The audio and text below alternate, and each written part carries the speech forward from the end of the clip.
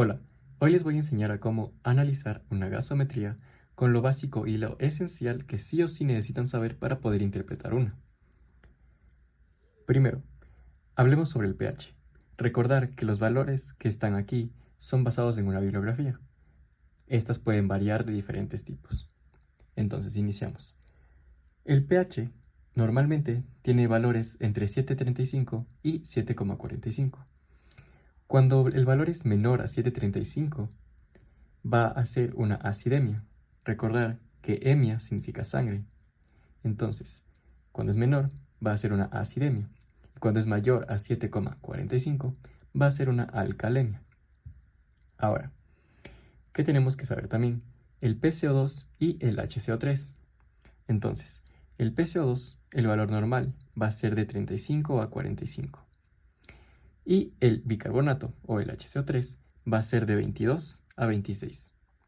Entonces, lo importante que debemos saber aquí igual es que el PCO2 va a ser un valor respiratorio y que el HCO3 va a ser un valor metabólico. También tenemos esta pequeña fórmula que nos dice que el pH va a estar relacionado directamente con el bicarbonato e inversamente con el CO2. ¿Esto para qué nos sirve? Porque si el bicarbonato sube, el pH va a subir, y si el CO2 sube, el pH va a bajar, y así al contrario con los dos. Ahora, ¿cómo podemos acordarnos de cómo va a ir la fórmula o quién sube y quién baja acompañado?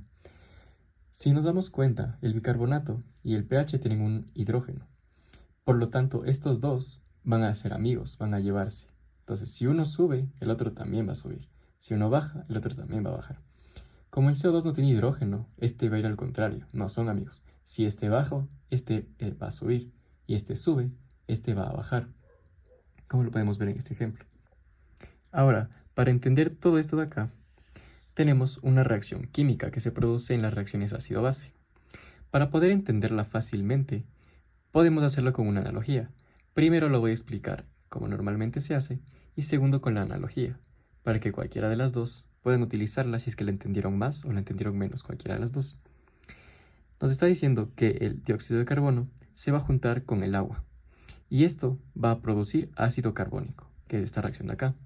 Este ácido carbónico, en cambio, se va a separar y va a formar bicarbonato e hidrogeniones.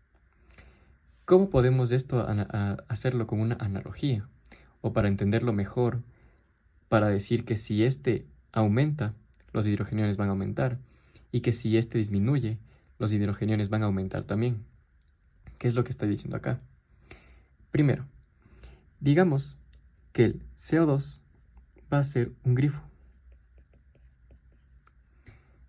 de agua.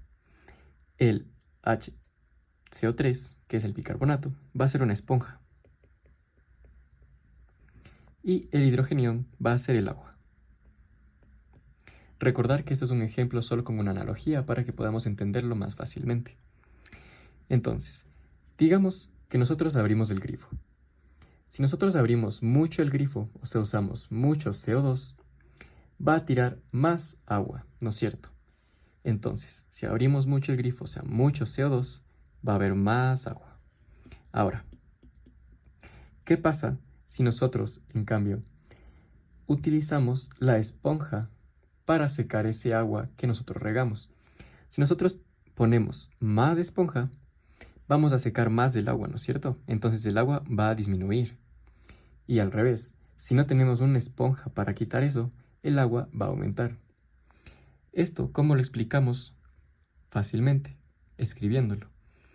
Por ejemplo, tenemos el CO2, ¿no es cierto? Dijimos que era el grifo. Si este aumentaba, o sea, si abríamos más el grifo, el agua iba a fluir más. Por ende, los hidrogeniones aumentan. Y si este disminuye, o sea, no abrimos tanta el agua va a disminuir. Aquí también podemos poner la analogía de que son amigos, el CO2 y el hidrogenión. Si este sube, este también. Y ahora con el bicarbonato.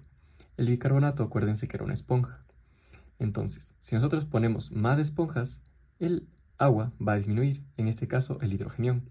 Y al contrario, si nosotros no tenemos esponja, o sea, disminuimos el bicarbonato, en cambio, el agua va a aumentar. Igual acá la analogía de que no son amigos. Si este sube, este no va a subir. ¿Y para qué nos sirve saber lo de los hidrogeniones? Porque igual tenemos una fórmula donde nos dice que el pH, si está aumentado, los hidrogeniones van a disminuir. Y viceversa, si este está disminuido, los hidrogeniones van a aumentar. Por ende, si aquí está aumentado con el CO2, significa que el pH va a estar disminuido. Es inversamente proporcional el pH con los hidrogeniones. Pero como les digo, esta fórmula de acá es la que nos va a decir la mayoría de cosas, más que estas de acá. Porque para nosotros identificar de una forma muy rápida, muy sencilla, con esto de aquí estamos hechos. Ahora vamos a identificar cuándo es una acidosis metabólica y cuándo es una alcalosis metabólica. De igual forma, cuándo es una acidosis respiratoria y una alcalosis respiratoria. Hay que acordarnos de los datos de arriba, siempre tener en cuenta eso, ya que eso nos va a decir cuándo hay una acidemia, una alcalemia y cuándo va a ser respiratoria o va a ser metabólica. Primero lo que debemos saber es que para llamar acidosis tienen que uno de estos dos estar mal, o sea, estar elevados o estar disminuidos, ya que si solo el pH está disminuido o solo el pH está aumentado, se va a llamar o acidemia o alcalemia. No le podemos llamar acidosis o alcalosis, por lo que les digo. Entonces, tenemos una alcalosis metabólica. Primero, el pH va a estar disminuido, va a estar menos de 7,35. El PCO2 va a estar sin cambios. ¿Por qué? Porque dice que va a ser metabólica. El CO2 no está relacionado con una metabólica, sino el HCO3, el bicarbonato. Y si se acuerdan, una forma fácil para ponerlo en una tabla o para acordarse en su mente, tienen que acordarse de que estos dos eran amigos, o que estos dos eran directamente proporcionales en la fórmula. Entonces, si este baja, el pH va a bajar, y si este baja o sube, el bicarbonato va a subir. Lo que vemos acá en una alcalosis metabólica. Cuando el pH está alto, ¿qué esperamos cuando sea metabólica? Que el CO2, que el bicarbonato esté alto y el PCO2 esté sin cambios. Ahora, en una acidosis respiratoria, en este caso sí vamos a usar el CO2. Ahora, nos dice que es una acidosis, entonces el pH tiene que estar disminuido de los valores normales, pero el PCO2 va a estar aumentado de los valores normales. ¿Por qué? Porque si se acuerdan de la fórmula, el PCO2 era inversamente proporcional al pH, o sea, tenía que ir al contrario. Y en una alcalosis respiratoria, el pH tiene que estar aumentado de su valor normal y el PCO2 va a estar disminuido. Acuérdense siempre de la fórmula que les mostré acá, para poder determinar cuando sea una acidosis, alcalosis respiratoria y metabólica, ya que esto de aquí nos va a decir demasiado. Esto de acá no va a ser tan importante, más es para una teoría, pero lo que nos dice más fácil es esto de acá, porque esto también nos va a dar una idea de qué puede estar mal y si es mixta o es normal, que igual lo vamos a ver luego. Ahora, nosotros ya tenemos esto. Tenemos que tener muy en cuenta la forma en la que les dije, para saber si es que es mixta. ¿Por qué? Porque si nosotros pensamos que el pH va a estar disminuido en una metabólica, el bicarbonato tiene que estar disminuido. ¿Cuándo sería mixto? Cuando este esté aumentado. ¿Por qué? Porque no iría a lo normal que nosotros decimos, ok, es una acidosis metabólica. Pero esto ya les voy a explicar mucho más a detalle luego, porque ahorita vamos a explicar lo no normal. Primero vamos a explicar también la compensación. ¿Qué es la compensación? Cuando trata de volver a los valores normales el otro. Por ejemplo, en una acidosis metabólica, nos dice que el pH va a disminuir y que el CO2 va a disminuir también, que es lo normal, ¿no es cierto? Para una compensación, o sea, que no se haga acidosis, sino que regrese a un valor normal, el PCO2 tiene que bajar, tiene que disminuir. Esto lo puede hacer mediante una hiperventilación. Entonces, ¿cuál es la forma fácil para saber cuándo está compensando y cuándo no?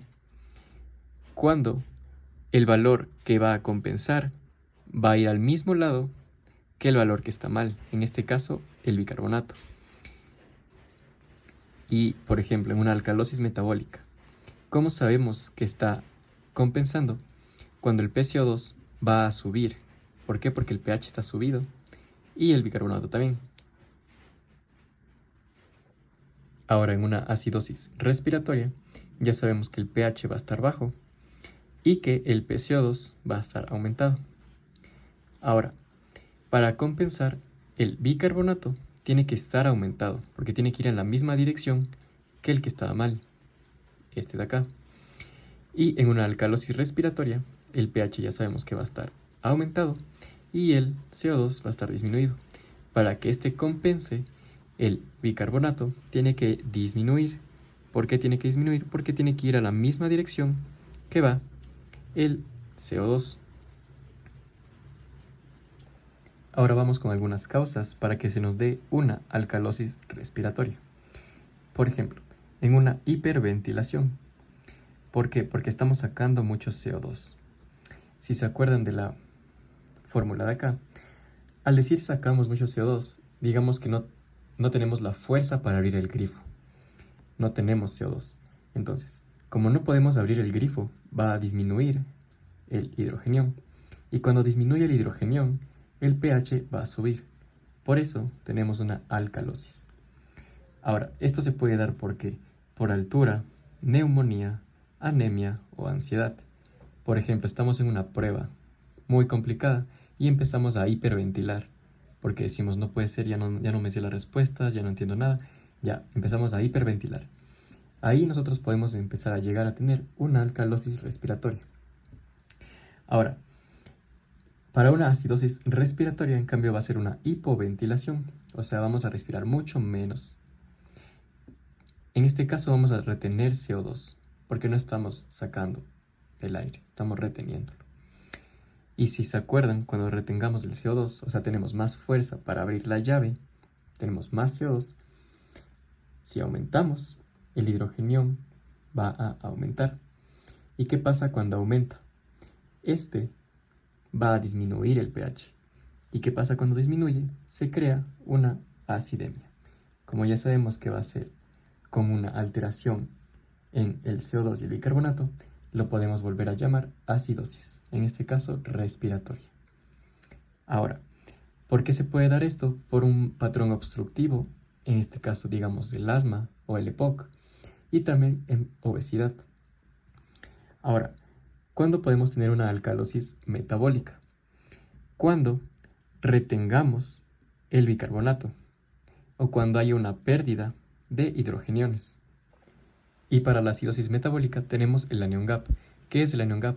El anion gap es otro cálculo que se hace para determinar la causa de una acidosis metabólica. Lo más importante de aquí es recordar que el anion gap solo se va a usar para acidosis metabólica. Es exclusivo de él. Primero, los valores normales van a ser entre 8 y 12, igual dependiendo de la bibliografía. ¿Cómo vamos a calcular esto? El cálculo se hace con la diferencia de cationes con la diferencia de aniones. En este caso, los positivos con los negativos. En una gasometría, lo que principalmente vamos a ver será el sodio, el cloro y el bicarbonato. El sodio al ser positivo, cloro negativo y bicarbonato negativo. Entonces, si decimos que es la diferencia, va a ser el sodio menos la suma de los negativos. Y esto nos debe dar un valor entre estos dos para saber si es que es normal.